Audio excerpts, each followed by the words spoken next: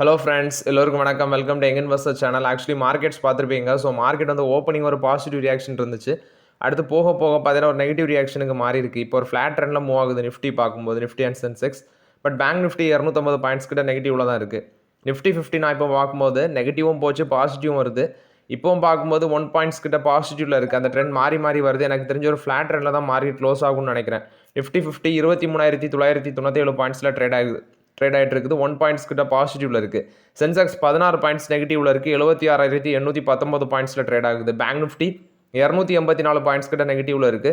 56,802 பாயிண்ட்ஸில் ட்ரேட் ஆகுது. So bank நிஃப்டியில் எடுத்து பார்க்கும்போது AU small finance bank flat negative, Axis bank flat negative, bank of Baroda 1.5% negative, Canara bank 2% மேலே நெகட்டிவ்ல இருக்குது. Federal bank flat positive, HDFC bank flat negative, ICICI bank 1.5% negative, IDFC first bank 1% பாசிட்டிவ்ல இருக்குது. So IDFC first bank இன்னைக்கு நல்ல ஒரு positive reaction இருந்துச்சு. But இப்போ ஒரு 1% பாசிட்டிவ்ல இருக்குது. IndusInd Bank flat negative, Kotak Mahindra Bank flat positive, Punjab National Bank flat positive, State Bank of India flat negative, Union Bank of India flat negative, Yes Bank flat negative.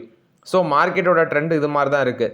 But Bank நிஃப்டியை தவிர்த்து Nifty and Sensex maybe ஒரு flat பாசிட்டிவ்ல close ஆகலாம், இல்லை வந்து ஒரு flat negative ட்ரெண்டில் close ஆகலாம். வெயிட் பண்ணி பார்க்கலாம். இது போக செக்டார் வைஸ் எடுத்து பார்க்கும்போது இன்றைக்கி டெக்னாலஜி ஒரு வெல் பெர்ஃபார்மிங் செக்டாராக இருக்குது. மேபி எனக்கு தெரிஞ்சு டெக்னாலஜியில் ஒரு வேல்யூ பையிங் நடந்திருக்குமோ அப்படிங்கிற ஒரு கொஸ்டின் எனக்கு இருக்குது. அடுத்து ஐடிசியோட டிவிடெண்ட் எப்போ வரும்னு சொல்லி ஒரு 6 மாதமாட்டு கேட்டுகிட்டே இருந்தீங்க. ஸோ இன்றைக்கி காலையில் தான் வந்து ஐடிசியோட டிவிடெண்ட் இன்றைக்கி மார்னிங் வந்து எல்லாத்துக்குமே கிரெடிட் ஆகிருக்கும். ஸோ அதனால் ஐடிசி டிவிடெண்ட் கிரெடிட் ஆகிடுச்சு. ஸோ அதை நீங்கள் வந்து செக் பண்ணி பார்த்துக்கோங்க. டெக்னாலஜி செக்டார் எடுத்து பார்க்கும்போது இன்றைக்கி ஒரு well performing sector.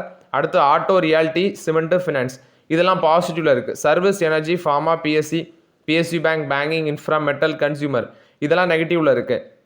Consumer sector தான் பயங்கரமாக நெகட்டிவ்ல இருக்குது. ஆனால் ஹிந்துஸ்தான் யூனிலிவரோட ரிசல்ட்ஸ் வந்துருந்துச்சு.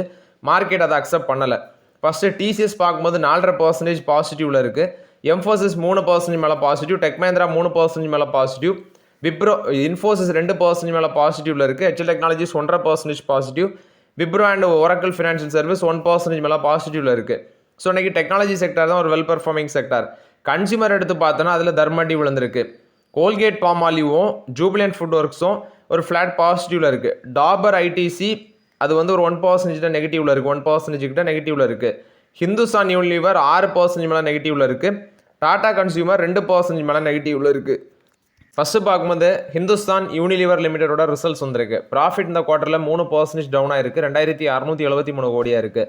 ரெவன்யூ பார்க்கும்போது ஒரு 10% இன்க்ரீஸ் ஆயிருக்கு. 17,341 கோடியாக இருக்குது அப்படின்னு சொல்கிறாங்க. ஸோ இதில் ப்ராஃபிட் அடி வாங்கியிருக்கு. ரெவன்யூ ஃப்ரம் ஆப்ரேஷன் இன்க்ரீஸ் ஆயிருக்கு, 10% இன்க்ரீஸ் ஆயிருக்கு. ப்ராஃபிட் பார்த்தீங்கன்னா ஒரு டவுன் ட்ரெண்டை ஃபேஸ் பண்ணியிருக்குன்னு சொல்லியிருக்காங்க. எபிட்டா 8.4% இன்க்ரீஸ் ஆயிருக்கு, 3,947 கோடி. மார்ஜின் 23.4%லேருந்து 23% குறைஞ்சிருக்கு. Profit before exceptional items 9.3% increase ஆயிருக்கு, 2,731 கோடி. எக்ஸப்ஷனல் சார்ஜ் வந்து 75 கோடியாக குறைஞ்சிருக்கு அப்படின்னு சொல்கிறாங்க. கரண்ட் சார்ஜ் பார்க்கும்போது அதாவது ரீஸ்ட்ரக்சரிங் எக்ஸ்பென்சஸ்க்கு இந்த குவார்ட்டரில் கரண்ட் சார்ஜ் 115 கோடியாக இருக்குது அப்படின்னு அப்டேட் கொடுத்துருக்காங்க. அடுத்து இதில் என்ன ஒன்றுனா surplus assets, disposal of surplus asset அது ஒரு 45 கோடியாக இருக்குது. எக்ஸ்பென்சஸ் இன்க்ரீஸ் ஆனது 10% இருக்குது, 13,822 கோடின்னு சொல்லியிருக்கிறாங்க. எக்ஸ்பென்சஸ் இன்க்ரீஸ் ஆனது. Purchase of stock in trade increase ஆனது 21.3%, அதுவும் 3,321 கோடியாக இருக்குது. காஸ்ட் ஆஃப் மெட்டீரியல்ஸ் கன்சியூம் பண்ணது 3.1% அந்த ரேஞ்சில் இன்க்ரீஸ் ஆயிருக்குன்னு சொல்லியிருக்காங்க. காஸ்ட் ஆஃப் மெட்டீரியல்ஸ் கன்சியூம் பண்ணது 5,429 கோடி. அட்வர்டைசிங் அண்ட் ப்ரொமோஷன் எக்ஸ்பெண்டிச்சருக்கு 3.7% ஸ்பெண்டிங்கை இன்க்ரீஸ் பண்ணியிருக்கிறாங்க, 1,657 கோடியாக இருக்குது. அடுத்து நெக்ஸ்ட் அவங்க என்ன சொல்கிறாங்கன்னா ஹோம் கேர் லீட் செக்மெண்ட், அதாவது செக்மெண்ட் வைஸ் எடுத்து பார்க்கும்போது ஹோம் கேர் ரெவன்யூ 13.4% இன்க்ரீஸ் ஆயிருக்கு, 6,554 கோடி. அண்டர்லைங் சேல்ஸ் க்ரோத் இதில் பார்க்கும்போது 14% இன்க்ரீஸ் ஆயிருக்கு, ஹை சிங்கிள் டிஜிட் க்ரோத் காமிச்சிருக்கு. Fabric and household care வந்து பார்த்தீங்கன்னா அதில் வந்து அதாவது fabric wash and household care வந்து ஒரு டபுள் டிஜிட் சேல்ஸ் க்ரோத் காமிச்சிருக்குன்னு சொல்கிறாங்க. Beauty and wellbeing revenue 12.4% increase ஆயிருக்கு, 4,083 கோடியாக இருக்குது. இதில் சேல்ஸ் க்ரோத் 12% வளர்ந்துருக்கு, ஹை சிங்கிள் டிஜிட் க்ரோத்தாக இருக்குது. வால்யூம் க்ரோத் பார்க்கும்போது டபுள் டிஜிட் வால்யூம் க்ரோத்தும் பார்த்தீங்கன்னா நல்லா இருக்குன்னு சொல்கிறாங்க. ப்ளஸ் டபுள் டிஜிட் க்ரோத் வந்து premium skin care and hair கேரில் காமிச்சிருக்கு இந்த செக்மெண்ட்டில். பர்சனல் கேரோட ரெவன்யூ 3.3% இன்க்ரீஸ் ஆயிருக்கு, 2,624 கோடி. சேல்ஸ் க்ரோத் 4% இன்க்ரீஸ் ஆயிருக்கு. இது வந்து ப்ரைஸிங் அதை வந்து இன்க்ரீஸ் பண்ணதுனால இன்க்ரீஸ் ஆயிருக்குன்னு சொல்கிறாங்க. பட் வால்யூம் வந்து லோ சிங்கிள் டிஜிட்டில் டிக்ளைன் ஆயிருக்கு. ஃபுட் ரெவன்யூ பார்க்கும்போது 6.8% இன்க்ரீஸ் ஆயிருக்கு. 3480 கோடியாக இருக்குன்னு சொல்கிறாங்க. சேல்ஸ் க்ரோத் இதில் 7% இன்க்ரீஸ் ஆயிருக்கு. Mid single digit volume growth காமிச்சிருக்கு. ஸோ ஹெச்யூலோட ரிசல்ட்ஸ் பார்க்கும்போது கொஞ்சம் ஒரு மாட்ரேட்டான ரிசல்ட்ஸ் தான், பெருசாக டெவலப்மெண்ட் இருந்த மாதிரி தெரியலை. ஸோ அதை பேஸ் பண்ணி இன்றைக்கி ஸ்டாக் ப்ரைஸ் பார்த்தீங்கன்னா தர்ம அடி வாங்கியிருக்குது.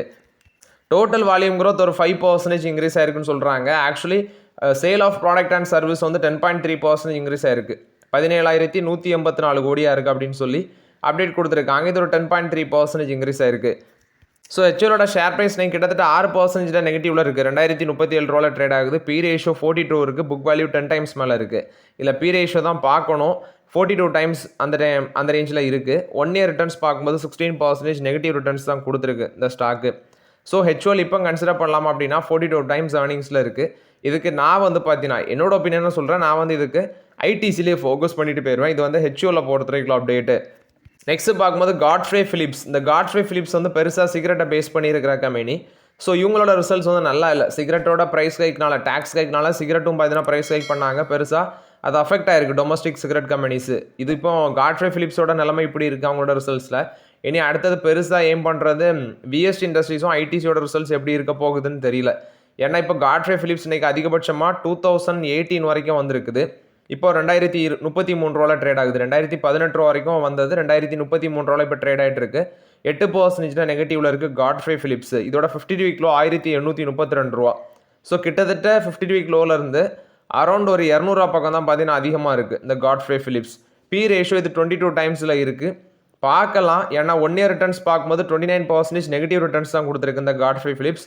என்னோட ஒப்பீனியன் கொஞ்சம் வெயிட் பண்ணுங்கள். எகெயின் இந்த 52 வீக் லோ உடச்சி கீழே வர பட்சத்தில் மேபி ஃபோக்கஸ் பண்ணலாங்கிறது என்னோட ஒப்பீனியன். இது வந்து காட்ஃப்ரே ஃபிலிப்ஸை பொறுத்த வரைக்கும் அப்டேட் இன்னைக்கு 8% நெகட்டிவ்ல இருக்குது. ஏன்னா ரிசல்ட்ஸ் வந்து பயங்கரமாக அடி வாங்கியிருந்துச்சு. அசோக் லைலாண்ட் பார்க்கும்போது யூகோ பேங்க் கூட ஒரு பார்ட்னர்ஷிப்பில் வராங்க. வெஹிக்கிள் ஃபைனான்சிங் பண்ணுறதுக்கு தான் அந்த பார்ட்னர்ஷிப் அப்படின்னு சொல்லியிருக்காங்க. இது வந்து அசோக் லைலாண்ட் கொடுத்த அப்டேட்டு. கொக்கோ கோலா இந்தியாவில் ஜீரோ கஃபைன் மார்க்கெட்டுக்குள்ளே என்ட்ரி கொடுக்க இருக்கிறாங்க. ஸோ குளோபல் பிராண்டு இவங்க வந்து ஒன் ஆஃப் த குளோபல் பிராண்டாக இருக்கிறாங்க. Coke zero caffeine zero sugar அப்படிங்கிற பேசிஸில் வந்து அவங்க லான்ச் பண்ண இருக்கிறாங்க அப்படின்னு சொல்லி அப்டேட் கொடுத்துருக்காங்க. லோக்கல் மேனுஃபேக்சரிங்கை வந்து இன்க்ரீஸ் பண்ண இருக்கிறாங்க. ஸோ இது வந்து கோலா வார்ஸில், கொக்கோ கோலாவோட வாரில் இது வந்து நியூ ஃபேஸ் அப்படின்னு சொல்லி அப்டேட் கொடுத்துருக்காங்க. நோ சுகர் கேட்டகரியில் இப்போ என்ட்ரி கொடுக்குறாங்க. இது வந்து கொக்கோ கோலா கொடுத்த அப்டேட்டு. டாடா பவர் வந்து 6600 கோடியில் ஒடிசாவில் வேஃபர் பிளான்ட்டை வந்து பார்த்தீங்கன்னா அக்டோபரில் ஸ்டார்ட் பண்ண இருக்கிறாங்க ஒர்க் அப்படின்னு சொல்லி அப்டேட் கொடுத்துருக்காங்க. ஸோ அது மட்டும் இல்லாமல் நியூக்ளியர் ப்ராஜெக்டில் ஒரு 3 சைட்டை வந்து அவங்க கண் வச்சிருக்கிறாங்க. இது டாடா பவர் கொடுத்த அப்டேட்டு. வேரி ரினோவபிள் டெக்னாலஜிஸ் இவங்க ஆஸ்திரேலியாவுக்குள்ளே என்ட்ரி கொடுக்குறாங்க பார்ட்னர்ஷிப் மூலமாட்டு. நியூசிலாந்து ரினோவபிள் எனர்ஜி மார்க்கெட்டுக்குள்ளே என்ட்ரி கொடுக்குறாங்க. ஸோ இது வந்து வேரி ரினோவபிள் டெக்னாலஜிஸ் கொடுத்த அப்டேட்டு. நெக்ஸ்ட் கோஃபோர்ஜோட Q1 ரிசல்ட்ஸ். ப்ராஃபிட் 63% இன்க்ரீஸ் ஆயிருக்கு. 519 கோடியாக இருக்குது. ரெவன்யூ ஃப்ரம் ஆப்ரேஷன் 49% இன்க்ரீஸ் ஆயிருக்கு. 5527 கோடியாக இருக்குது. அவங்களோட அந்த என்கோரா கான்ட்ரிபியூஷன் பண்ணது 957 கோடி. என்கோராவை அக்யூசிஷன் பண்ணதுக்கப்புறம் அதுலேருந்து ரெவன்யூ கான்ட்ரிபியூட் பண்ணியிருக்கு. ப்ராஃபிட் ஆஃப்டர் டேக்ஸுக்கு 157 கோடி அது கான்ட்ரிபியூட் பண்ணியிருக்கு.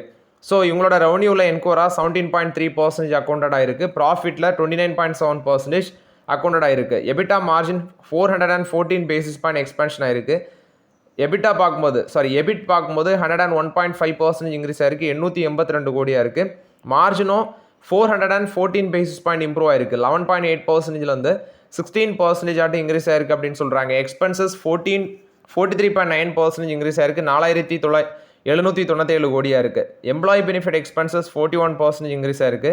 ப்ரொஃபஷனல் சார்ஜஸ் ஒரு 45% இன்க்ரீஸ் ஆயிருக்கு. டிப்ரிசியேஷன் அண்ட் அமார்டேஷன் 51% இன்க்ரீஸ் ஆயிருக்கு. ஃபினான்ஸ் காஸ்ட் 87% இன்க்ரீஸ் ஆயிருக்கு. Profit before exceptional items and tax 94% increase ஆயிருக்குன்னு சொல்லியிருக்கிறாங்க. அது மட்டும் இல்லாமல் இந்த குவார்ட்டரில் எக்ஸப்ஷனல் எக்ஸ்பென்சஸில் அது ஒரு ஒன் டைம் லாஸ்ட்டில் ஒரு 55 கோடி பேருக்கு அப்படின்னு அப்டேட் கொடுத்துருக்காங்க. அமெரிக்கன் ரெவன்யூ 63% இன்க்ரீஸ் ஆயிருக்கு. 3417 கோடியாக இருக்குது. இதுலேயும் எபிட் பார்க்கும்போது 606 கோடியாக இருக்குது. டபுளாக இருக்குது. Middle East and African revenue 33% increase ஆயிருக்கு. 1492 கோடியாக இருக்குது. ரெஸ்ட் ஆஃப் வேர்ல்டு பிஸ்னஸில் ரெவன்யூ 24% இன்க்ரீஸ் ஆயிருக்கு. 617 கோடி. அது மட்டும் இல்லாமல் இந்த வருஷம் ஏப்ரலில் தான் என்கோரா அக்யூஷனை கம்ப்ளீட் பண்ணாங்க. அது 12089 கோடிக்கு டேக் ஓவர் பண்ணாங்க. அடுத்து இன்ட்ரீம் டிவிடெண்ட் அவங்க அப்டேட் பண்ணியிருக்கிறாங்க. 4 ரூபா இன்ட்ரீம் டிவிடெண்ட் அப்டேட் பண்ணியிருந்தாங்க இவங்க கோஃபோர்ஜ்.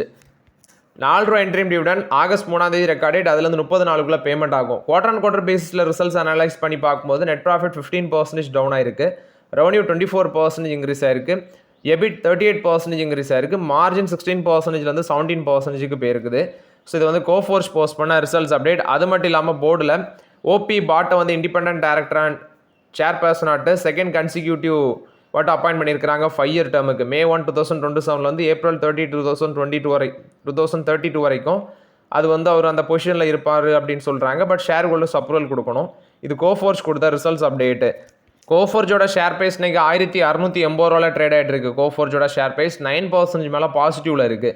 ஸோ கோஃபோர்ஜ் இப்போ கன்சிடர் பண்ணலாமா அப்படின்னா ஆல்ரெடி இருக்குன்னா வச்சுக்கோங்க. பட் ஃப்ரெஷ் என்ட்ரி வேண்டாங்கிறது என்னோட ஒப்பீனியன். வேல்யூஷன் கொஞ்சம் அதிகமாக இருக்கிற மாதிரி இருக்குது. இன்றைக்கி கிட்டத்தட்ட 9% மேலே பாசிட்டிவில் இருக்குது. கோஃபோர்ஜ் பார்க்கும்போது 1680 ட்ரேட் ஆகிட்டு இருக்காங்க. அதிகபட்சமாக 1688 வரைக்கும் இன்னைக்கு போயிருக்குது மார்க்கெட்டில். டைட்டன் என்ன சொல்கிறாங்க அப்படின்னா நோயல் டாட்டா வந்து வைஸ் சேர்மன் பொசிஷன்லேருந்து நவம்பர் 2026 ரிட்டையர் ஆக போகிறாரு அப்படின்னு சொல்லி அப்டேட் கொடுத்துருக்காங்க. டைட்டன் கொடுத்த அப்டேட் படி நவம்பர் 2026 நோயல் என் டாட்டா வந்து பார்த்தீங்கன்னா நவம்பரில் ரிட்டையர்மெண்ட் ஆக போகிறாரு அவரோட வைஸ் சேர்மன் பொசிஷன்லேருந்து. அவர் நிறைய கம்பெனிஸில் வேரியஸ் பொசிஷனில் இருக்கிறாரு. ட்ரெண்டில் இருக்கிறாரு. அடுத்து வந்து பார்த்தீங்கன்னா வோல்டாஸ்லேயும் ஏதோ ஒரு பொசிஷனில் இருக்கிறாரு. ஸோ ஏன்னா அவரோட வயசு நவம்பரில் 70 ஆகிறதுனால மோஸ்ட்லி எல்லா கம்பெனிலேயும் வந்து பார்த்தீங்கன்னா அவர் ரிட்டையர் ஆக போகிறாரு அப்படின்னு சொல்லி தான் அப்டேட் வந்திருக்குது. மேபி டாட்டா குழுமத்தில் ஒரு பெரிய பொசிஷனில் இருப்பார். கிராவிட்டா இந்தியாவோட ஷேர் ப்ரைஸ் இன்றைக்கி 7% ஃபால் ஆயிருந்துச்சு. அதுக்கு ரீசன் ஒன்றுமே இல்லை. மார்ஜின் ப்ரெஷர் ரிசல்ட்ஸ் வந்து கொஞ்சம் மொக்கையாக இருந்துச்சு. அதை பேஸ் பண்ணி இன்றைக்கி மார்க்கெட்டில் போட்டு பொழந்து எடுத்திருக்காங்க. ஹாப்பியஸ்ட் மைண்ட்ஸ் டெக்னாலஜிஸோட ரிசல்ட்ஸ் வந்துருக்கு. ப்ராஃபிட் 18% இன்க்ரீஸ் ஆயிருக்கு. ரெவன்யூ 14% இன்க்ரீஸ் ஆயிருக்கு. ப்ராஃபிட் 67 கோடி பண்ணியிருக்கிறாங்க. Net profit. Revenue from operation 628 கோடியாக இருக்குது. சீக்வென்ஷியல் பேஸில் ரெவன்யூ வந்து ப்ராஃபிட் 10%, ரெவன்யூ 4% இன்க்ரீஸ் ஆயிருக்கு அப்படின்னு சொல்கிறாங்க. இதில் என்னொன்று கவனிக்க வேண்டியது, இவங்களுக்கு 6532 எம்ப்ளாயிஸ் இருக்குது. கிட்டத்தட்ட 16 கண்ட்ரீஸில் இவங்களோட பிஸ்னஸ் இருக்குது.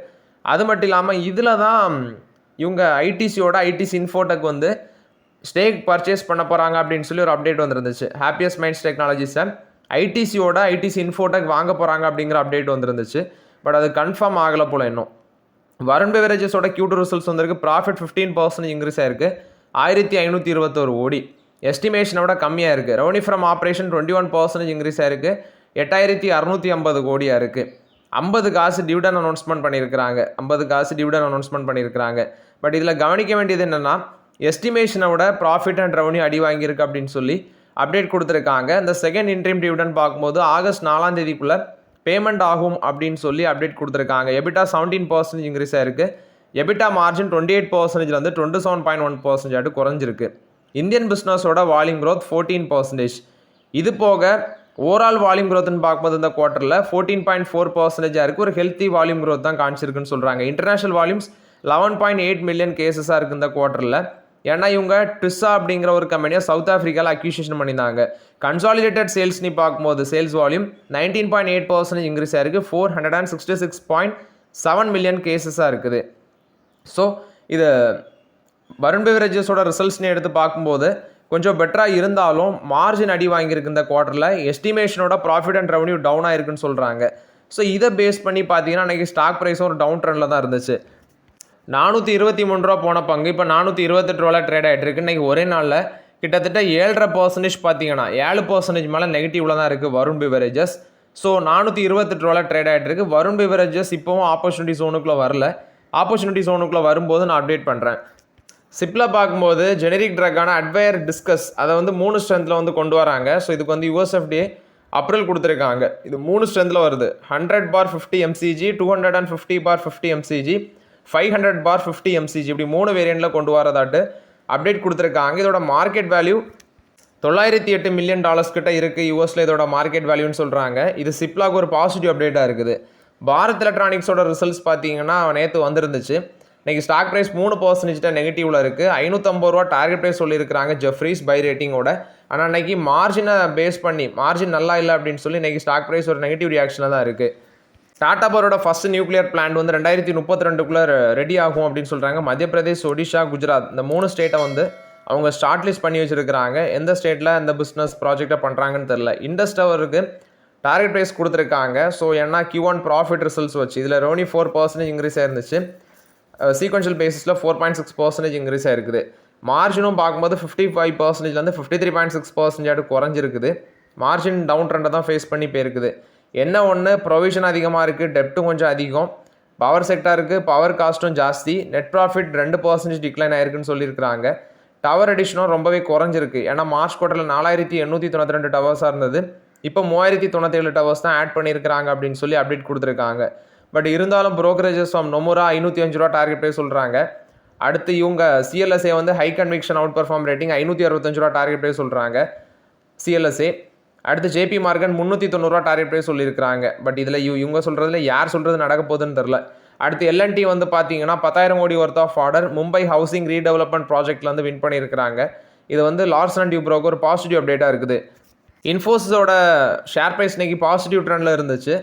ஆக்சுவலி இவங்க வந்து க்ளவுட் ப்ராஜெக்டை வந்து கம்ப்ளீட் பண்ணியிருக்கிறாங்க. ஜப்பானை சேர்ந்த என்டிஎன் கார்பரேஷனுக்கான அந்த க்ளவுட் ப்ராஜெக்டை வந்து பார்த்தீங்கன்னா இவங்க கம்ப்ளீட் பண்ணியிருக்கிறாங்க சக்ஸஸ்ஃபுல்லாட்டு. இது வந்து இன்ஃபோசிஸை பொறுத்த வரைக்கும் அப்டேட். அதானி எனர்ஜி சொல்யூஷன்ஸ் இவங்க QIP மூலமாட்டு 3500 கோடி லான்ச் பண்ணுறாங்க. ஸோ இதோட ப்ரைஸ் ஒரு ஷேருக்கு $1615 ஃபிக்ஸ் பண்ணியிருக்கிறாங்க. மார்க்கெட் ப்ரைஸ்லேருந்து 5% டிஸ்கவுண்ட்டில் லான்ச் பண்ணியிருக்கிறாங்க. இது அதானி எனர்ஜி சொல்யூஷன்ஸ் கொடுத்த update. So okay friends, actually இந்த வீடியோவில் சில இம்பார்ட்டன்ட் அப்டேட்ஸ் எல்லாம் டிஸ்கஸ் பண்ணோம். அந்த வீடியோ உங்களுக்கு பயனுள்ளதாக இருந்துச்சுன்னா லைக் பண்ணுங்கள், சப்ஸ்கிரைப் பண்ணுங்கள், கமெண்ட் பண்ணுங்கள். Okay friends, thank you.